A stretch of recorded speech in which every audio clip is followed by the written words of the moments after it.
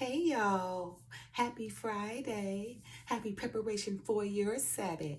It's the weekend, baby. Anyway, you guys know Fridays, I like to give y'all something to do that's going to help you prosper in your near future, or your future to come. But first, I want to take the time to apologize, you guys, for my lateness, right?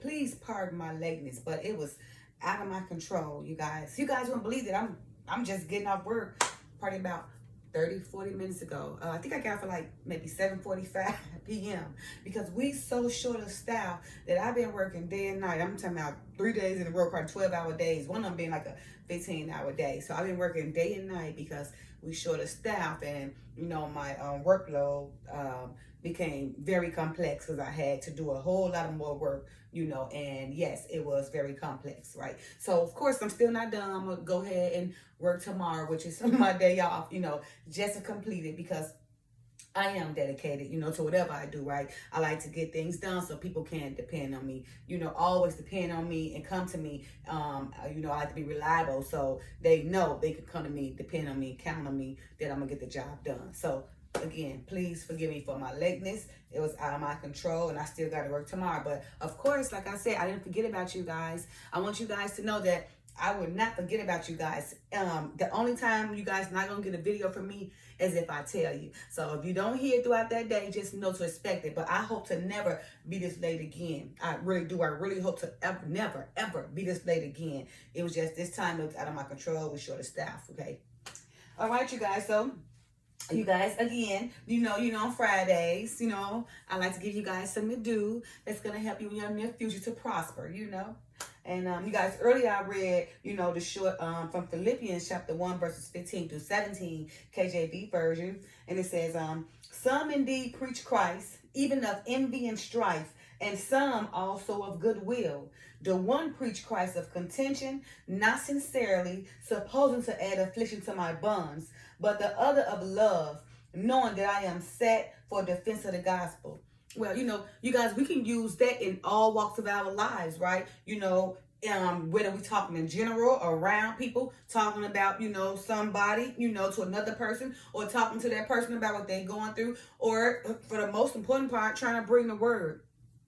We have to be careful, on how we teach things or preach things, right? Because most of us, possess this competitive spirit. So when we come and preach something or teach something, we bring about contention because we, putting them on the spot, telling them, you ain't good enough, or, that's not how you're supposed to be. But who says that you are how you're supposed to be? That is basically judging somebody because, none of us is perfect. We all fall short of the glory, right? And yes, it's due for change to many of us, but we can't, make it where that person try to come get change and you done ran them away because of your contention, because of the way you saying things to make a person feel uncomfortable or make a person feel that they unworthy or make a person to, want to come in and try to change their lives, but because of how you talking to them or making them feel, they didn't ran back out. So you guys, remember, we have to be careful, how we bring the word, again, how we talking to somebody in general, whatever we're doing, to try to bring some type of edification to somebody, we have to be careful on, what we doing to bring that edification, whether we doing it in love or whether we doing it with a competitive spirit, because I've seen time after time, like just prime examples, you have those who in leadership positions, whether they working for the government or working for the church, but this right here pertains to basically, I don't have to say most pastors, right? Many pastors, they get up there and they teach and they preach, to put the word out. It can be international, but putting the word out so everybody can see it, and they may see somebody trying to change or get into God, but at the same time, that person not all the way godly, but they're attempting, to try to get close to God. So the way they may come in, to try to reach God may not be approved of that pastor who probably been teaching for a long time. But what that pastor don't know is, when you teach somebody like that, or, throw it in their face, or, oh no, you shouldn't be, you're not supposed to be like that, or, that's not right, or you come in church like that acting, we have to be careful, because that way brings about contention, right? That's not bringing love. The Father will ready you teach with sincerity to bring about love, and not to be so offensive to people, because he wants them to get closer, not be pushed away. So I'm just saying, guys, we have to be careful on how we talk to people, how we treat them, right? Because, of course, we got to examine ourselves. Who says that our way is right? Who says that we doing the right way? If all because we probably not doing what that person doing, but still, we probably still got our own ways, that's selfish. That's not even becoming of the Father. Some of our ways that we'll take into consideration, that's not becoming of the Father. So you guys, look, I'm just saying we have to be careful, on how we bring about the word, how we teach people. We should understand that if we possess a competitive spirit when teaching or preaching, it only brings about contention. But if we possess a spirit of sincerity, then, it brings about love. And love brings more closer. Love, overcomes hate and overcomes judgments and all that kind of stuff.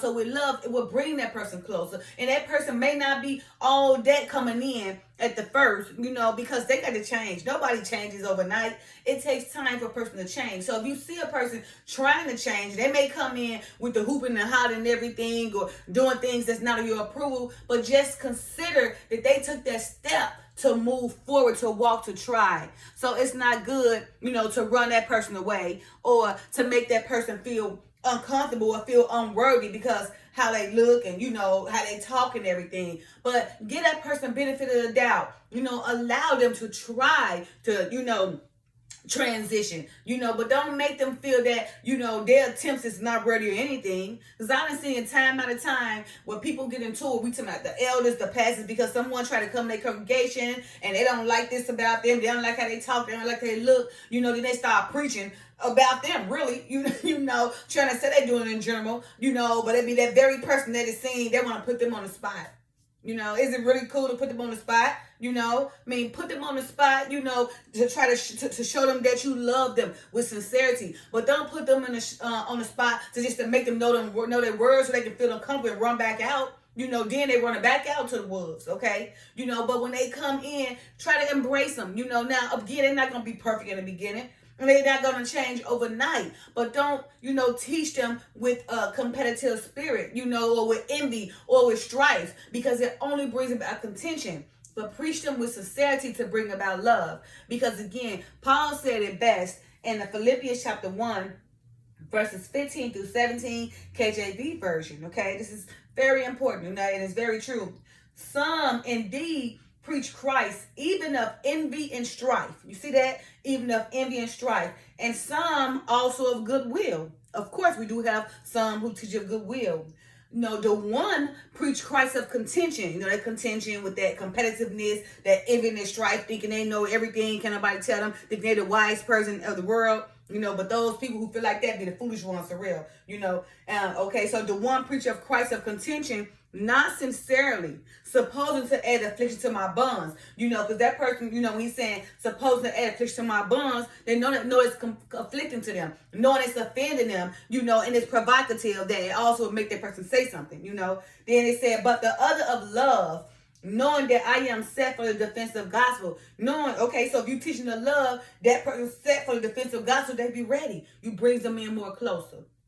Okay, so again, you guys, let's be careful, on what we doing, how we doing to bring people into our congregations, or to bring people into the church, or to bring people closer to the Father. We got to be careful, the words we use, because you can be that very person may want to get closer to anything, or may want to be saved or anything, but you got that one person, because they the preacher or the elder or the teacher, think they know everything, right? And nobody can tell them nothing. Even when you take them to the scripture, they want to proceed the scripture how they want to, and just don't even take into consideration that it can also mean this and mean that. Or this person may have this spiritual gift opposed to the other spiritual gift. But we should not throw it in their face, right? We just should examine ourselves and not be judgmental, right? But embrace that person. Now, of course, when they first come in, it might not be nothing you expect. So, of course, we all have to change, but don't run that person away because they're not going to change overnight, okay? Don't be judgmental.